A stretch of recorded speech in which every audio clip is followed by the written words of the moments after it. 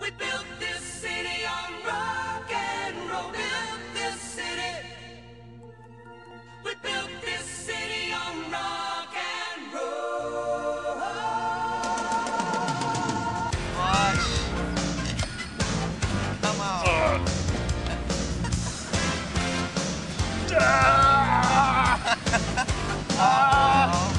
She just made a sled. Say you don't know me.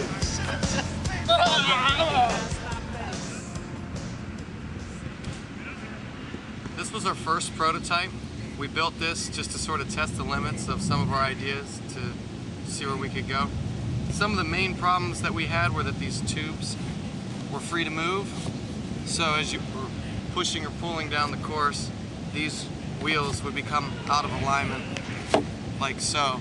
And then all of a sudden it becomes extremely difficult to push and you can't stay straight at all. Another issue were these bearing surfaces that we tried to use. We did this because all of the mass of the rider was being concentrated just at a couple points in these tubes. So we tried to make it a little bit more slick with the bearing surface.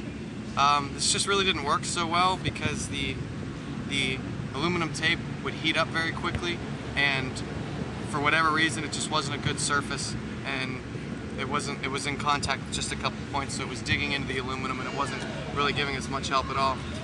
We also had an issue with the size of these wheels.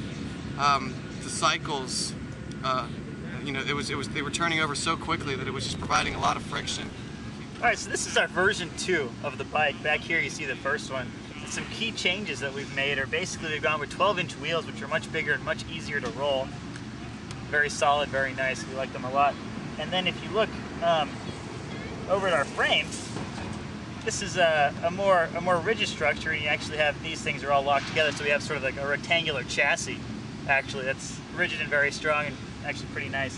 And so inside with the bearings, instead of going with point loads at these points, we decided to go and sort of spread the load over this entire line. And so in here we have basically a different kind of bearing concept, which is basically a transparency with graphite against cardboard on the inside.